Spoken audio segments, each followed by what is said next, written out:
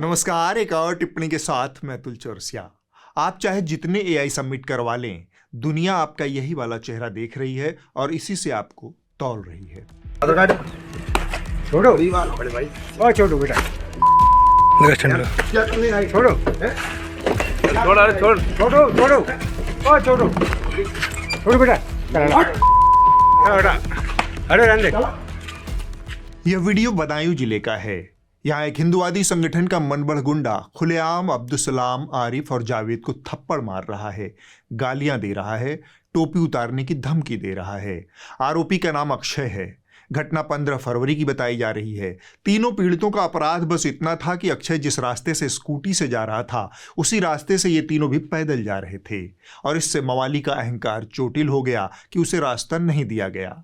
दुनिया यह नफरती वीडियो देख रही है और मोदी जी उसे एआई समिट का पीआर वीडियो दिखाना चाहते थे, लेकिन मोदी जी की बदकिस्मती कि वहां भी लोग गलगोटियां देखने में मस्त थे।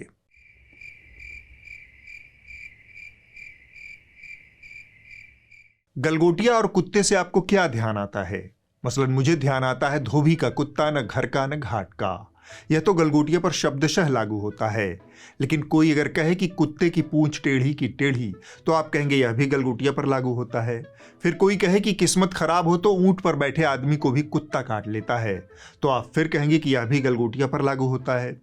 फिर मुझे सयाने लोगों की एक कहावत याद आती है, सोए कुत्तों को सोने दो, यानी मुसीबत को बुलावा मत दो, तो आप कहेंगे यह भी तो गलगोटिया पर ही लागू होता है, वरना क्या जरूरत थी चीनी कुत्ते को गलगोटियंस घोषित करने की। फिर एक कहावत याद आती है कि कुत्ते को घी हजम नहीं होता, वह उल्टी कर ही देता है। आप कहेंगे यह भी तो गलगोटिया पर ही लागू होता है। दरअसल कुत्ता एक ही है, लेकिन वह गलगोटिया को काट अलग अलग तरीके से रहा है। अंत में एक बात याद रखिए, हर कुत्ते का दिन आता है और गलगोटिया जैसों का दिन तो हर हाल में आना है, क्योंकि ये जिस हवाई जहाज में उड़ रहे हैं उसके पायलट ये लोग हैं।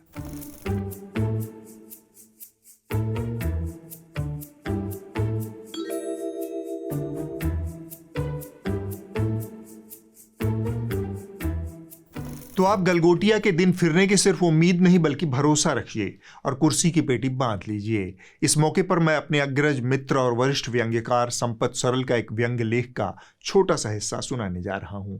ध्यान से सुनिए, बहुत प्रासंगिक है। युग कोई भी रहा हो, मनुष्य के सभ्य होने के बाद से दुनिया में दो ही प्रकार के लोग रहते आए हैं, थोड़े से विक्रेता और बाकी सब क्रेता। जहां ग्लोबलाइजेशन ने धंधेबाजों को अनेक नई तिकड़में सिखाई, वहीं एआई उन तमाम तिकड़मों के फॉर्मेट आमूल चूल परिवर्तित कर देगी। एआई का लक्ष्य यही है। एआई से टेक सेक्टर उसी प्रकार फलेगा फूलेगा जिस प्रकार कोरोना महामारी के सहारे हेल्थ सेक्टर फला फूला। कोरोना काल में कोरोना पीड़ितों के लिए भले ऑक्सीजन का अभाव रहा, पर दवा निर्माताओं और चिकित्सकों को प्राणवायु भरपूर मिली। शुरुआत में एआई का इस्तेमाल हम करेंगे, तत्पश्चात एआई हमारा इस्तेमाल करेगी। फलतः एआई से हम उतने ही इंटेलिजेंट हो जाएंगे जितने आज सोशल मीडिया से सोशल हो चुके हैं। अब आप पूछेंगे कि एआई को लेकर इतना बड़ा इवेंट नई दिल्ली में ही क्यों हुआ? दरअसल भारी भरकम एआई समिट का नई दिल्ली में आयोजित होना अनायास नहीं, सुनियोजित था। वर्तमान में भारत न सिर्फ दुनिया का सर्वाधिक ग्राहकों वाला देश है, बल्कि हंस का लेबल लगाकर बगुले यहीं के मार्केट में खपाए जा सकते हैं। कथा यहीं समाप्त हुई। आगे बढ़ने से पहले एक जरूरी बात, क्या आपको लगता है कि भारत का जो मुख्य धारा का मीडिया है वह जनता के पक्ष में नहीं बल्कि सरकार के पक्ष में बोलता है? आपको बिल्कुल सही लगता है, यही सच है। लेकिन कभी आपने इसकी वजह जानने की कोशिश की? इसकी वजह है मीडिया की आय का स्रोत, मीडिया को चलाने वाला पैसा। यह पैसा सरकारें और कॉरपोरेट कंपनियों से आता है, इसीलिए मीडिया का बड़ा हिस्सा आपकी बात नहीं करता। आज से 14 साल पहले न्यूज लॉन्ड्री इस सोच के साथ खड़ा हुआ कि एक ऐसा मीडिया संस्थान हो जो सरकार और कॉरपोरेट की बजाय आपके छोटे छोटे योगदान से चले और मीडिया पब्लिक इंटरेस्ट में काम करती रहे। किसी मीडिया ने न्यूज लॉन्ड्री से पहले इस रास्ते पर चलने की कोशिश नहीं की थी। 14 सालों का सफर बताता है कि पत्रकारिता को जिंदा रखने के लिए यही सही रास्ता है। हमारी थोड़ी थोड़ी मदद करें। न्यूज लॉन्ड्री को सब्सक्राइब करके आप पब्लिक इंटरेस्ट जर्नलिज्म की ताकत बन सकते हैं और गर्व से कह सकते हैं, मेरे खर्च पर आजाद हैं खबरें। हम फिर से एआई इम्पैक्ट समिट पर आ जाते हैं। यह आयोजन भारत की तकनीकी ताकत और मोदी जी की अदम्य इवेंटबाजी की क्षमता प्रदर्शित करने के लिए हुआ था, लेकिन मोदी जी के ही एक बगल बच्चा यूनिवर्सिटी की फ्रॉडबाजी का शिकार हो गया। गलगोटिया यूनिवर्सिटी की एक प्रोफेसर ने एक रोबोटिक डॉग को अपना आविष्कार बता दिया। मैडम के मुताबिक कुत्ता बड़ा शरारती है, अंग्रेजी में बोले तो quite naughty. It's quite naughty also. लेकिन इंटरनेट ने सच सूंघ लिया। कुत्ता चीनी निकला, भांडा फोड़ हो गया। जो मैडम 3-5 कर रही थी वो 6-9 करने लगी। You need to meet Orion, and this has been developed by the Center of Excellence at the Galgotias University. मैं जो कहना चाहती हूँ शायद मैं बहुत अच्छे से कह नहीं पाई, समय के अभाव के कारण या आसपास के बज़ और शोर के कारण, और आप जो समझना चाहते हैं शायद आपने उसमें पूरा धैर्य नहीं दिया। Sir, your 6 can be my 9। दरअसल गलगोटिया वालों ने एआई का मतलब आर्टिफिशियल इंटेलिजेंस नहीं बल्कि आयातित आइटम समझ लिया था, लेकिन समझते समझाते देर हो चुकी थी। तीर कमान से निकल चुका था और बहुतों ने उड़ता तीर लपक भी लिया। मंत्री अश्विनी वैष्णव को ही लीजिए, बेचारे इसकी तारीफ में ट्वीट कर उड़ गए और बाद में डिलीट करना पड़ा। भारत के संप्रभु मॉडल वैश्विक मानकों पर अच्छा प्रदर्शन कर रहे हैं। संप्रभु स्टैक की सफलता हमारे इंजीनियरों और नवप्रवर्तकों के लिए एक महत्वपूर्ण उपलब्धि है। यह रोबोट चीन से आयात किया गया है, जिसकी कीमत लगभग $250 है। सरकार और उसके मंत्री चुनाव जीतने के लिए जनता के पैसों का दुरुपयोग कर रहे हैं। सरकार के मुंह का स्वाद किरकिरा गया। फिरंट सरकारी अमले ने गलगोटिया की टोटी काट दी। गलगोटिया को एआई समिट से अपना बोरिया बिस्तर समेटना पड़ा। लेकिन एआई से मोदी जी का रिश्ता समझना हो तो ऐसे समझिए जैसे बच्चे का माँ से। हमारे देश में माँ को आई बोलते हैं, माता को बहुत से राज्यों में भाषा बोलते आई। अब मैं कहता हूँ हमारे यहाँ बच्चा पैदा होता है तो आई भी बोलता है, एआई भी बोलता है। वो इतना एडवांस हो गया है। प्रधानमंत्री का साइंटिफिक टेम्परामेंट न भूतो न भविष्यति टाइप है। उनके नेतृत्व में देश एआई इनोवेशन का विश्वगुरु बन जाए तो कोई हैरत की बात नहीं। मैंने कहा इतने क्लाउड है, बारिश हो रही है, तो एक बेनिफिट है कि हम राडार से बच सकते हैं। ये क्लाइमेट चेंज नहीं हुआ है, हम चेंज हो गए हैं। जहां मॉइस्चर ज्यादा है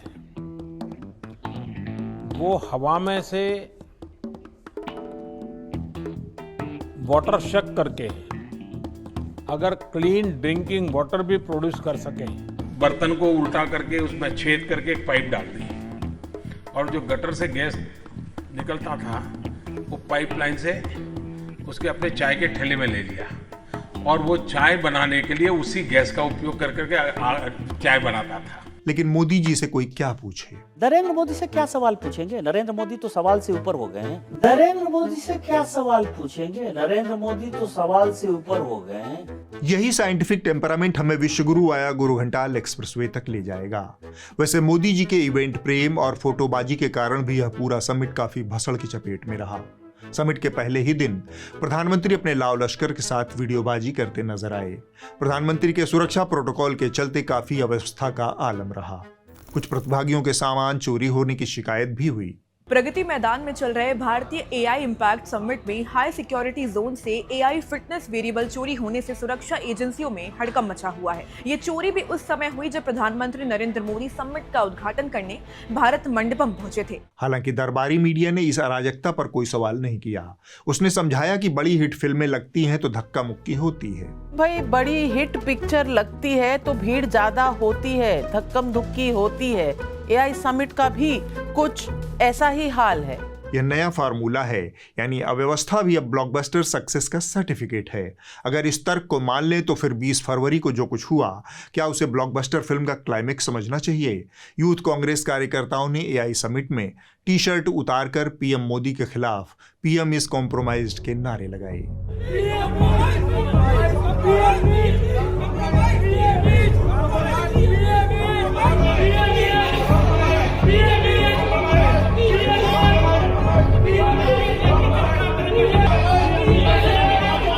उड़कचुल्लू मीडिया के लिए गलगोटिया बावासीर बना तो कांग्रेसी कार्यकर्ताओं का बेवक्त पॉलिटिकल सर्कस मरहम की तरह काम किया। मैं पूछना चाहती हूँ यूथ कांग्रेस से, ये क्या तमाशा है भाई? एआई इनोवेशन फ्यूचर टेक्नोलॉजी पर बात हो रही है, कपड़े उतारकर सड़क छाप स्टाइल में प्रोटेस्ट करना कहां तक सही है? भारत मंडपम में यूथ कांग्रेस के अर्धनग्न प्रदर्शन ने आज राजनीति की उस नग्नता को देश के सामने ला दिया है जो अपने फायदे के लिए देश के हित से भी खिलवाड़ करने की हद तक जा सकती है। शेमलेस, मीनिंगलेस और देश को होपलेस और हेल्पलेस दिखाने वाला विरोध प्रदर्शन था, जिसके लिए यूथ कांग्रेस के इन नेताओं को बिल्कुल भी माफ नहीं किया जा सकता। तिहाड़ शिरोमणि ने तो कांग्रेस पार्टी को राजनीति की गलगोटिया यूनिवर्सिटी ही घोषित कर दिया। असल में कांग्रेस पार्टी हमारे देश की राजनीति की गलगोटिया यूनिवर्सिटी है। ये राजनीति के गलगोटिया यूनिवर्सिटी वाले हैं जो आपको यहाँ पर दिखाई दे रहे हैं। और अर्नब गोस्वामी इन सब के चचा निकले। उन्होंने नेता प्रतिपक्ष को देश के लिए खतरा घोषित करते हुए पप्पू और पप्पूधारी जैसे विशेषण उछाले। राहुल गांधी देश के लिए बहुत बड़ा खतरा बन चुके हैं। आप अगर इनको पप्पू या पप्पूधारी या बनियानधारियों के लीडर समझकर हंसी मजाक में इनको आप इग्नोर करेंगे तो ये याद रखिए देश के लिए बहुत बड़ा खतरा है। लोकतंत्र में मीडिया की जो भूमिका होती है, जाहिरन अर्नब गोस्वामी उसे भूल चुके हैं। जनता को तथ्यपरक जानकारी देने की बजाय जब मीडिया सत्ता का चेहरा बनकर बोलने लगे और विपक्ष के नेता को देश के लिए खतरा बताने लगे, तब नुकसान किसी एक नेता का नहीं बल्कि पूरी लोकतांत्रिक व्यवस्था का होता है। हाँ, हम बुरे पत्रकार हैं। इन सब का मोटी मोटा बस इतना ही कहना था कि कांग्रेस ने एआई जैसे वैश्विक मंच पर देश को बेइज्जत करने की कोशिश की। देश की इज्जत किससे बढ़ी? इससे। छोड़ो बड़े भाई, और छोड़ो बेटा।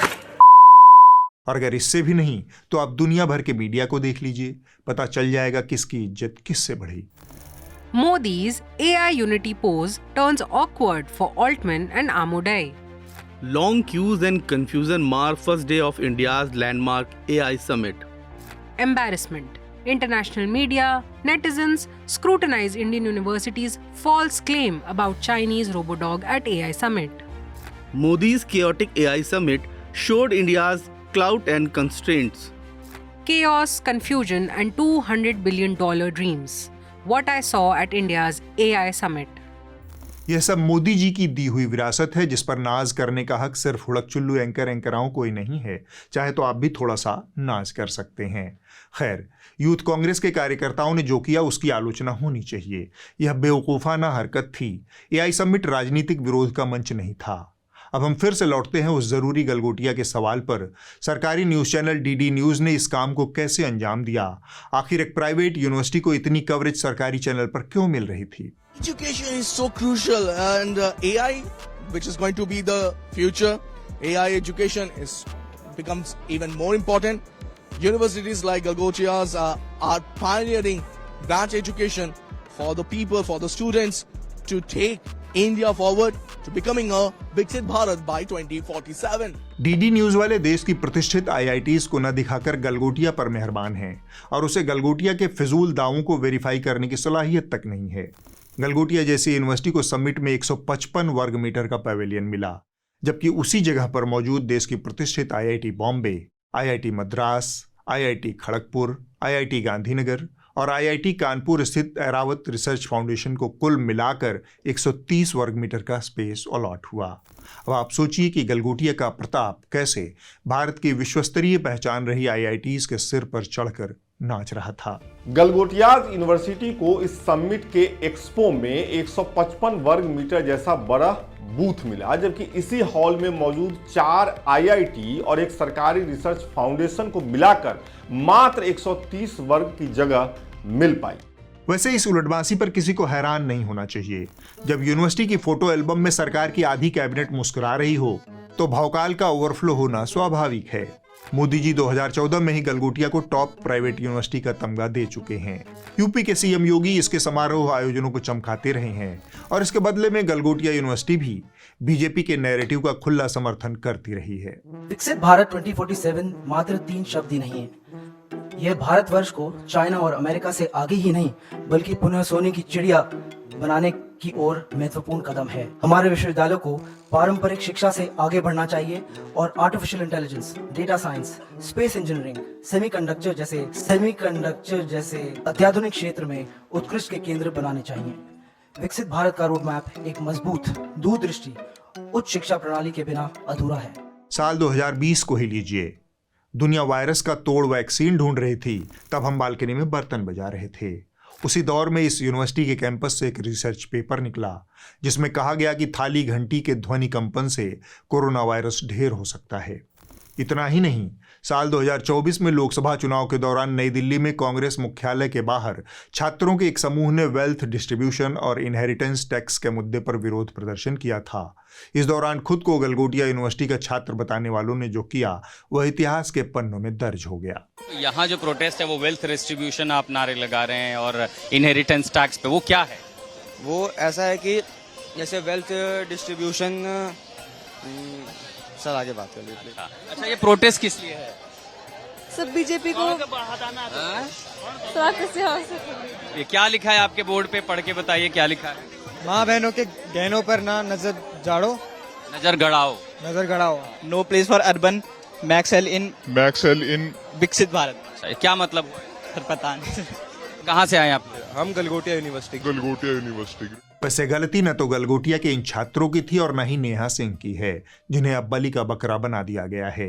आप फिजूल में गलगोटिया की फिक्र कर रहे हैं। आज हमारे IIT से लेकर तमाम सरकारी यूनिवर्सिटियां गलगोटिया बनने की राह पर तेजी से बढ़ रही हैं। सबकी नियति है गलगोटिया बन जाना। उनके VC से लेकर निदेशकों की विचारधारा और अकादमिक योग्यता का एक नमूना देखिए।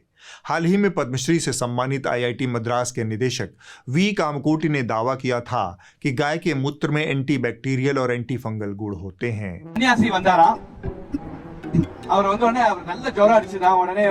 डॉक्टर கூப்பிடலாமானாரா அப்பா வந்த சன்னியாசி பேர் மறந்து போயிடுது அப்பா உடனே சொன்ன உடனே கோமூத்திரம் பிபாமி அப்படினாரா உடனே போய் அங்க மாட்டுல சிவாசானத்துல கோமூத்திரத்தை எடுத்துட்டு வந்தாராம் கட கட கடன்னு குடிச்சாராம் 15 நிமிஷத்துல தொடர்ந்து போயிட்டான் அதனால anti bacterial anti fungal digestive இந்த ஸ்டொமக் இரிட்டபிள் பவுல் சிண்ட்ரோம் இது மாதிரி பல இருக்கு நமக்கு கோமயம்ங்கிறது நமக்கு பெரிய பெரிய மெடிசன் इन मेडिसिनल वैल्यू நம்ம எடுத்துக்கணும்। आज देश के लगभग सभी प्रतिष्ठित शिक्षण संस्थानों को इसी तरह की सोच वाले लोग संचालित कर रहे हैं।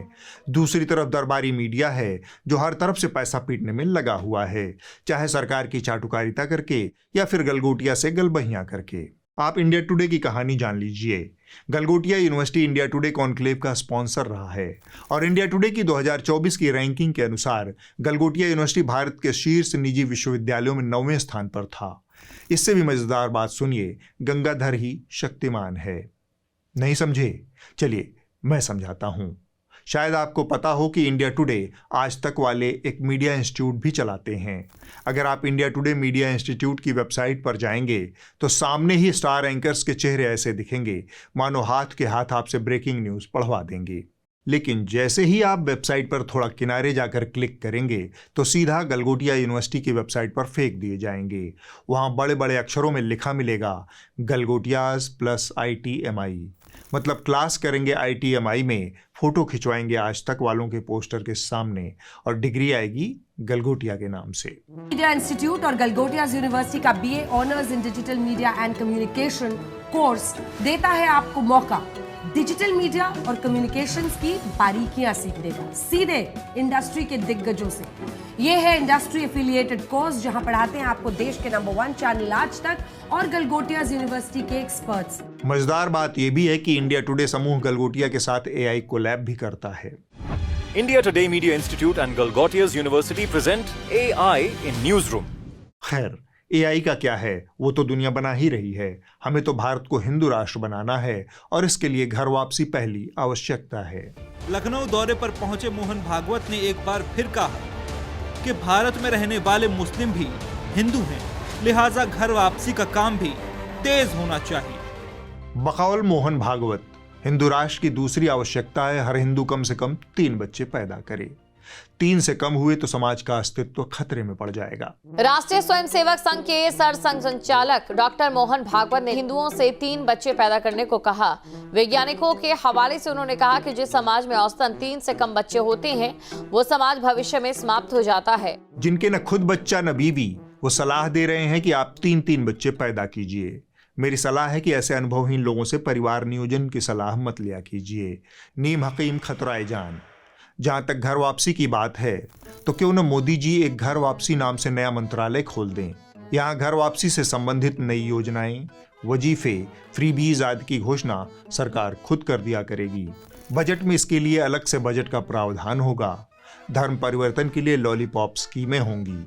मिनिस्ट्री में कन्वर्टेड लोगों के लिए 24 घंटे 7 दिन चलने वाला customer care toll free number होगा, जहां घर वापसी करने वाले या कर चुके लोगों की हर समस्या चुटकी बजाते में हल हो जाएगी। समाज बचाने का ठेकरा उसी आम हिंदू के सर पर फोड़ा जा रहा है जो स्कूल की फीस देखते ही ईएमआई मोड में चला जाता है, जिसका बैंक अकाउंट डायपर का खर्चा उठाते उठाते परमानेंट लीकेज का शिकार हो चुका है। बेचारा महीने के अंत में अपनी सैलरी नहीं बचा पा रहा, समाज को कहां से बचाएगा? अब आप इस हफ्ते की रिपोर्ट देख लीजिए। जो कही जा रही थी बातें कि अंदर में भी सोशल डिस्टेंसिंग। इस हफ्ते की रिपोर्ट मैं मीडिया से है। राजगीर के ऐतिहासिक और बहुधार्मिक महत्व वाले गर्म जलकुंडों का अस्तित्व खतरे में है। घटती जलधाराएं, गिरता भूजल स्तर, कम वर्षा और बढ़ते बोरवेल इन प्राकृतिक स्रोतों को सुखा रहे हैं। वैज्ञानिक चेतावनी दे रहे हैं कि समय रहते भूजल रिचार्ज नहीं हुआ तो इन पवित्र कुंडों का अस्तित्व खत्म हो सकता है। बड़े बड़े होटल क्यों बन रहे हैं कि यहाँ पे पर्यटक आएंगे तो वहाँ ठहरेंगे, उनको इनकम होगा। लेकिन भाई जब कुंड ही नहीं रहेगा, हमारा विरासत ही नहीं रहेगा, तो पर्यटक यहाँ पर क्यों आएंगे? जब से ये बोरिंग हुआ है, पांडु पोखर शुरू हुई है और इस क्षेत्र में सैकड़ों बोरिंग निर्माण हुआ है, करीब दर्जनों में गर्म पानी निकल गई है, जिससे राजगीर का जो गर्म झरना है वो सूखता हुआ जा रहा है। और मुझे लगता है कि इनके निर्माण के कारण ही जो है गंगा जमुना कुंड पहली बार जाड़े के समय में सूख गया, अन्यथा ये मार्च अप्रैल के बाद सूखता था, इस बार दिसंबर जनवरी में ही सूख गया। अगले हफ्ते होगी एक और टिप्पणी। नमस्कार।